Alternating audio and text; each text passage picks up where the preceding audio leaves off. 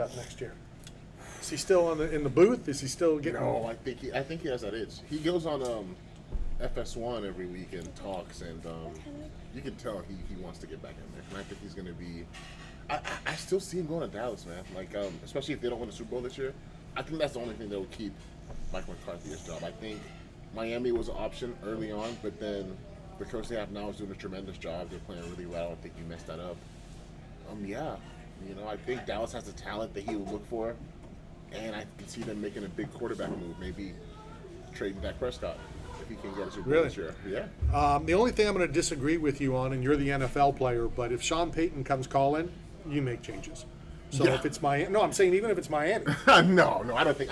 I do. The reason I say I don't think they do, even though again that's still Sean Payton, just you get your quarterback playing at such a high level, and the team gelling so well. You don't want to bring something in and mess that flow up. So I think that can we mess that flow up in Tampa? Definitely, I think they should. I think they should go find. You might get Tom to stay if you can get Sean Payton in here. That would be interesting. All right, let's jump ahead. It was briefly mentioned when we were in New York. John Jones expected to fight Q1 next year against Francis Ngannou. The GOAT's back. Now here's the thing that kind of threw me for a loop. And Curtis, I love the nickname Razor because it goes with blades. Now, we had this discussion and also because he has those mean elbows from the top. Well, that's true. No, that's true. Yeah. But Razor's his nickname. His nickname is not Razor Blades. Yeah. We've had this argument about like Uncle Creepy, which is a great nickname, and then there's what's the one that you always said is Touchy the best? Fili. Touchy Fili. Well, that's not a nickname. No, Touchy's the nickname.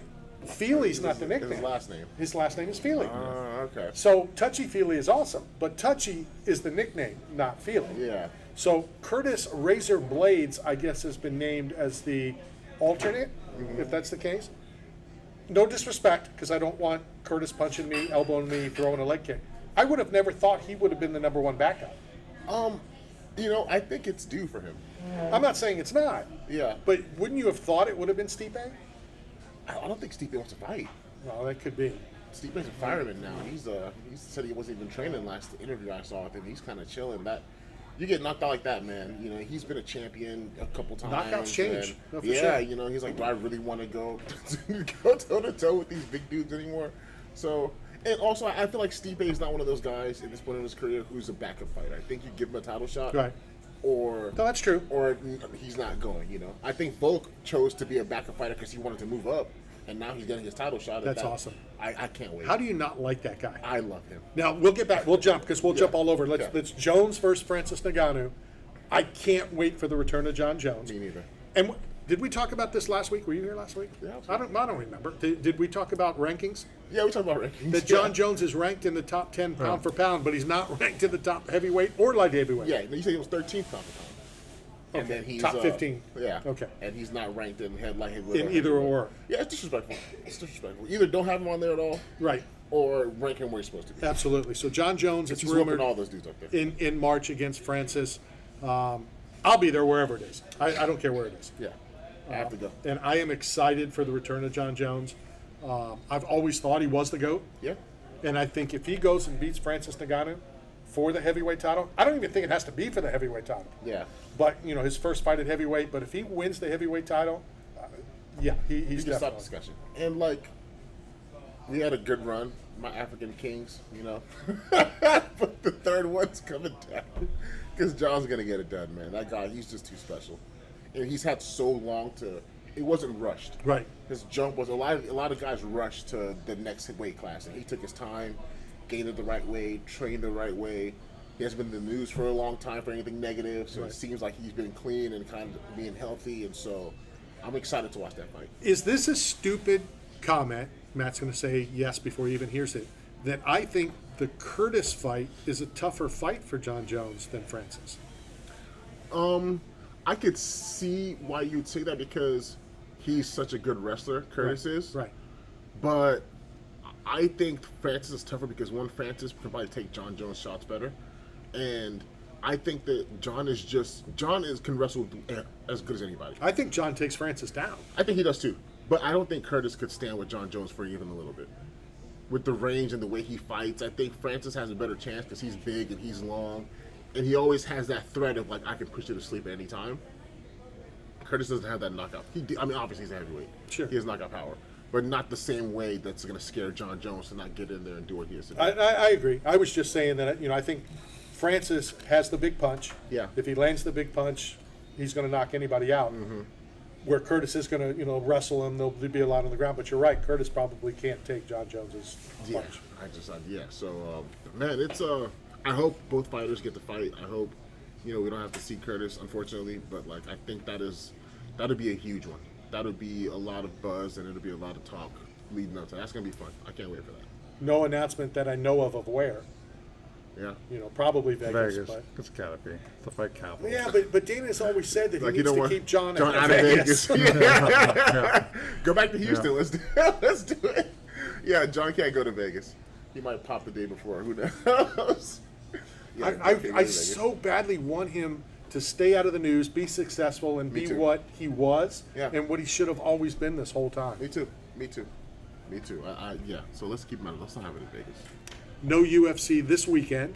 Next weekend, I will get probably Friday, with Thanksgiving maybe Monday, our list of who we have next week. But, I very rarely request. The UFC provides. I'm grateful and thankful for whoever we get. But I did request for next week. The return of Clay Guida next Wednesday. Nice. So, Nice. looking forward to that. So I remember like a good card, by the way. like 2 years ago, like right around this time, there was like fights popping up like during Thanksgiving weekend, the night before Turkey Day, or I think wasn't Tito Ortiz part of one of those? Like it was like during the holiday. Did they realize that people just don't come out because of family and tradition and travel? Was it not successful? Is that why there's no fights this weekend? I really don't know what you're talking about, but Remember a couple like 2 years ago? I Like, They had fights on there was like Thanksgiving. Thanksgiving. I have short-term memory. I don't remember That's my anything. daughter. My daughter has short-term memory loss. She told you twice already, Randy. So I think football has a monopoly on Yeah. Thanksgiving. I think anybody trying to put on a event is rough. It's But rough for your hold on a viewership. second. Okay. Just like Dana White has said numerous times, and I know people love to hate Dana, and I don't know if I you love saw Dana White. saw the story about Dana. Dana got wind of a young man that wanted to come to a fight. They did a GoFundMe. He was sick. He was in a wheelchair. I don't know the whole story. I didn't read the whole thing. Ed Sorens, who runs one of the big organizations, was Anderson Silva's agent. He posted it. Dana got wind of it. Dana brought him to a fight. He came to the fight. I think it was the New York fight, and then passed away right after. Damn. People think Dana White's a jerk. People have no idea the stuff Dana does. Dude, I saw there was an interview he was doing, and there was a young fighter. God, I don't remember his name, but he won, and it was one of his like early on fights, and I guess he made like 80 grand that day, and he said, "Hey, half my purse is going to this charitable cause. I want to be there for my community, this, that, and other." And they told Dana White about it. He goes, "Wow, that's awesome." He goes, "He doesn't have to worry about that. I'll pay for that. Yeah. Like, we'll take care of that." So the dude's awesome, man. Like, and again, he's running a business, and people don't understand what business is. Like, money in, money out. I have to pay everybody. Like, it's not. If you get to if you want to get paid a lot, you get to the level of Izzy Adesanya. You don't see Izzy complaining about contracts or Sugar Sean or Patty Pimblett or any of these people because hey, like I worked my way up, and it's tough at first because I know you're not making a lot, and it's a tough thing. But like, hey, practice squad guys, you get a certain amount of pay. Rookie, you get a certain amount of pay. If you're a first rounder, you get a certain amount of pay. If you're the star, you get a certain amount of pay. And again, like it's the reality of the sport. And I know you always want to push it and get it better, but it's not Dana's fault.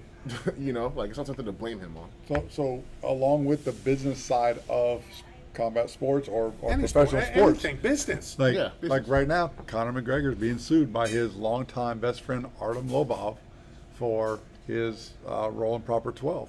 So so even when you make it, and you do partnerships when you're young before things blow up, now it's in the news a couple hours ago that Artem is suing McGregor for millions. Well, he was involved or supposed to be involved. I don't know. I mean, I don't know the terms of. I told him an idea back when we were 15 Right. years old. Yeah, I mean, it happens I every want to day. name this thing called Proper 12, and now he made I $400 million. suggested the number 12. Yeah, exactly. And being a fashion guy and being in the fashion industry, Yeah. did you see the Balenciaga, the fashion clothing line that sponsored Ye and Kanye and all Yeah. them, are under fire now for having an ad that they put children with like a bondage Yeah. bear. Yeah, I saw that. Right? Yeah, I saw that. And so now, You know, like- your thoughts on? these things are so funny because every year it's something, and I think these companies do certain things to just get people talking about Absolutely. them because people are still gonna go buy it, right? Like the Gucci had the blackface mask that they had, right? Everyone's like, "Oh my God, don't wear Gucci." They were buying Gucci the next day, right? They had the coolest monkey in the jungle shirt, whatever it was, H&M or something like that. Oh my God, H&M is packed the next day. Like, so it's fake outrage. I don't. The internet is just fake outrage. We gotta create one. We gotta create an ad like this. Let's do something really Like, offensive. it's just, that's just what it is. It's just for clickbait and just for attention, so people can talk about them. But nobody's really, really mad because you're gonna buy their stuff tomorrow. No matter what. Before we hit this break, you were talking about some of the fighters. New York, when we just went, I love Meatball Molly. Same. Everything about her, the hype of her walking down, I really had chills. I thought it was cool. Yeah. She has huge sponsorship, and she hasn't really hit the big time yet. Yeah. So you don't need to be making stupid money from Dana. Yeah. If you play the cards right. Yeah. Here she lost, and I don't think she lost anything. No. I think she got thrown in a little too quick. A lot of times we think, oh, you're the next before you are. Yeah. She's sponsored by his favorite people, I think, right? Barstool Sports. Yeah, I think she's Yeah, I sponsored think by she's them. on. She's on there a lot. You know- she just did the interview with Kayla Presley. That's really funny.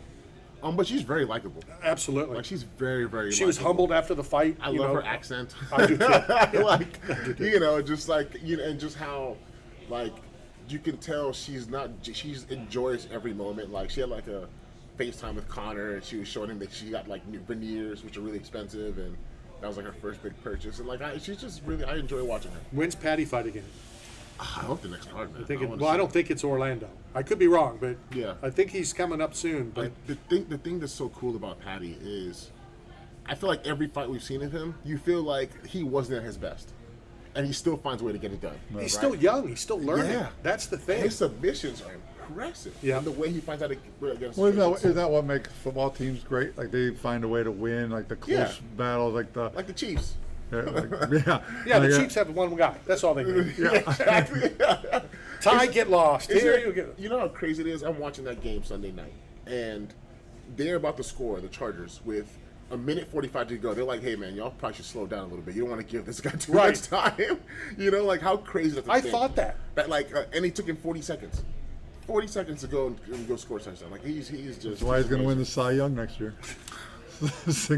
single guy on the team. You still want to keep him around? Why? It's still- an individual sport. That He guy. makes good pizza, so...